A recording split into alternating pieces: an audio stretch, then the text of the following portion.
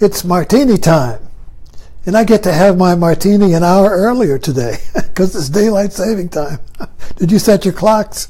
Did you miss me? So, we've been, we've been talking about different, let me see, what have we been talking about? Talking about sacrifice. That's what I want to talk about. See, this is the ultimate sacrifice, but it's symbolic. This is a symbolic sacrifice. It's a symbol of a sacrifice.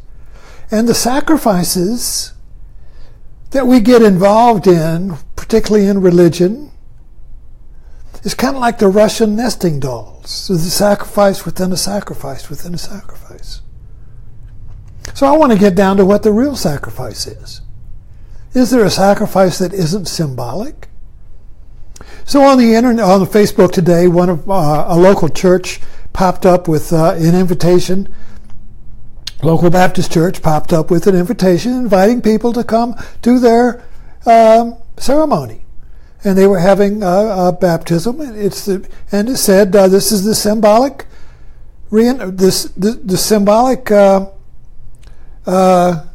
worshiping of the death and resurrection of Jesus. You know, it's getting close to Easter. So they said it was a symbolic sacrifice, a way of honoring and remembering the sacrifice of Jesus. So we do it symbolically. So you don't have to do anything when it's a symbolic, because you've got a symbol there. It's not you. It's a symbol. So I was thinking too, I've been reading Joseph Campbell, and he traces back sacrifice all the way to the early city-states, the earliest civilizations where you had human sacrifice, which is the planting cultures that got in alignment with the dying seasons, with the death in the fall and the spring and the resurrection, and the plant world lives on death. You have to, without death there's no life. The compost, the decay, everything grows out of death, life feeding on life. So if you want to get into alignment with that system, you have to participate in the sacrifice. And the earliest kings sacrificed themselves, literally. They'd cut themselves to bits. The king is dead, long live the king. So they would literally kill themselves to align their society with the death and resurrection of life itself. This is a very brutal time. A lot of blood, you see. So then somebody got the idea, well, maybe the king won't kill himself, he'll substitute another human. So a human became a substitute for the king, you see. And then it will substitute an animal. So the bull became the sacrificial animal, or the boar. I've been writing about that. Both the boar and the bull were sacrificial because they had a tusk that represented the crescent moon, and the moon represents the goddess, and it's the goddess who dictates the dying and resurrection, the death and birth. The earth goddess is the mother who gives birth to you and takes you back. The birth and death and the cycles of the moon, represented by the tusk, the crescent moon, of the dying and resurrected moon. So all of these symbols, you see, point to something as existential in us and in nature. So we communicate it through symbols. And so now we come on down to time, and now we're still celebrating the sacrifice of the dying and resurrected son of the goddess. But now it's very simple. Now it's grape juice and a wafer. Or, since I'm a martini priest, and this is the Eucharist, some gin and an olive. See? So I've created my own sacrifice. Now how? Well, now what are you talking about? What do you mean, sacrifice? Well, this is a sacrifice. I mean, being on Facebook Live is a sacrifice of fear. It's a sacrifice of planning. It's a sacrifice of control. It's a sacrifice of expectations. It's a sacrifice of your condition, my conditioned person, my little routine of the day, my little personality that runs around here in the household with all of its quirks and whatnot. It's the sacrifice of neurosis, you see. So when I sacrifice that, you see, I died and I'm reborn. So I'm reborn here. Now this is really strange. But no, this is not complicated. This is not some metaphysical, religious, spiritual big deal. No, it's everyday life. The dying and resurrection is your life, you see. So we're constantly dying and resurrected. But we don't see it that way. Excuse me, got an itch. You see, we sacrifice that so we can do it symbolically. Symbols, language is a symbol. I mean, we live in a symbolic world of language, and we believe the words are real. You see, so all of this symbolism. Ritual sacrifice, all of this, you see, is an avoidance of my own dying and my own resurrection. Your life, not Jesus' life. That's a symbol too. If you think Jesus died for you, you're avoiding your own death and resurrection. Let him do it. I don't have to do anything. I just have to go to church and eat the grape juice and take the wafer and maybe get dipped in the river. You don't have to do a thing. He did it. Well, that's avoidance. Now, there's nothing wrong with this avoidance. I'm just saying that we need to see what it is, that it's not the end game. The end game is your death and resurrection, but not the physical death at the end of your life or in the next moment when you trip and hit your head on a step and die. You see, it could be, your death could be, my death could be, I could choke on this olive and die right here in front of you. You see, we're always on thin ice here. We're always walking on thin ice. We never know when it's going to go, you see. But we avoid that through symbolism, language, rituals, substitutes. Even a scapegoat is a substitute sacrifice. You put your sins on the scapegoat and then kill the goat. You put your sins on the Jew or the black person or the immigrant or the homosexual or the LGBT. You see. And then exile them. Well, Hitler went, what the hell, let's just kill him. But we don't do that. We just exile them. Or kill them psychologically, you see.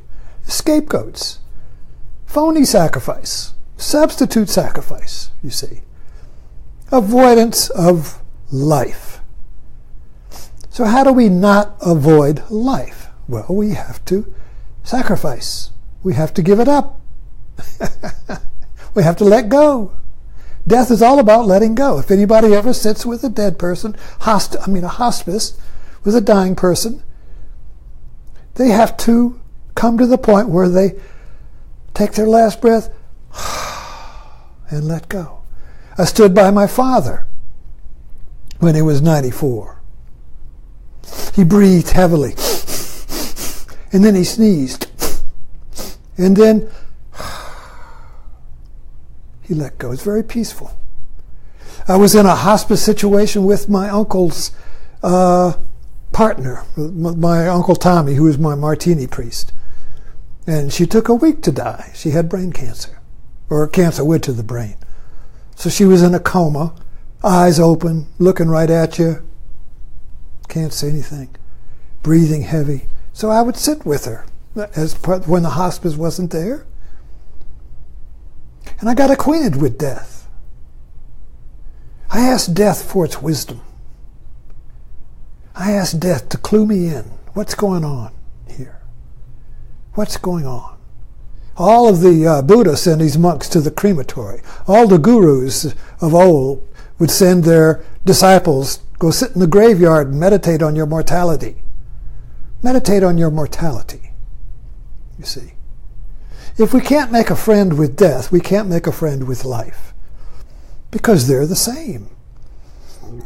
Life feeds on life. Life eats life. It's the law of life. It's horrible.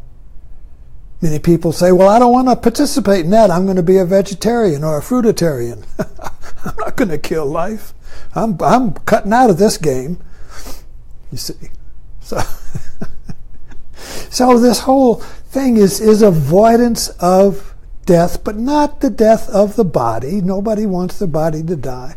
It's the avoidance of the psychological death of letting go of your attachments and your beliefs and your opinions and your expectations and your persona, your role. My father never died until he died because he clung to his role as a naval captain. When he was home, he was still the captain. When he was at work, when he was at sea, he was the captain. Well, he never got to be captain. He was a naval officer. He was a naval officer. So I got his sword here. Wait a minute. Show you his sword. Here's my father's sword. You see. Got my name on it. Edwin G Connolly. Right there. Can't read it, but there it is. And he maintained that, you see. That was his role. He never died. When he was home, he never became a father. He was a role. He didn't know how to let go of his role. And when he retired, kind of forced him to retire. He didn't really want to retire. But they kept giving him shit jobs, at least he said. And so when he came home in retirement, actually the same year that I left home and went to college, he was angry, pissed off, angry. Nobody saluted him. His role didn't work.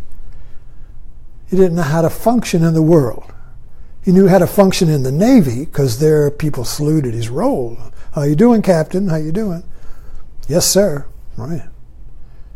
He never died. He never died to his role.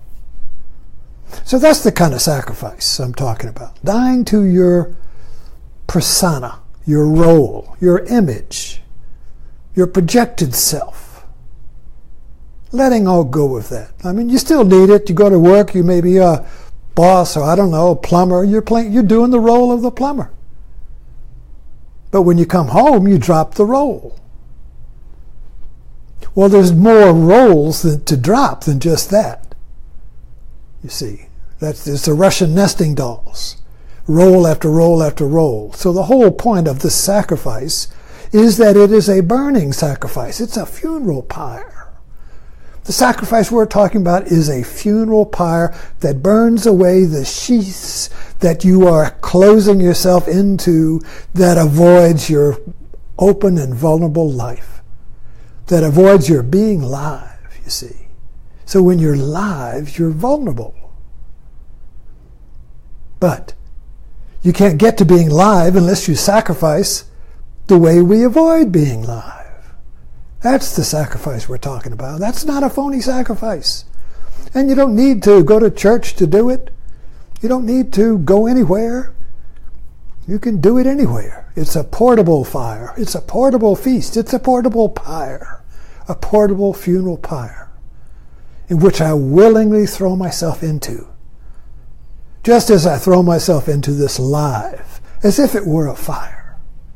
So I throw myself into Facebook Live like it's a funeral pyre. And I'm the Grateful Dead. I dance on the death of me. Thanks for dropping in.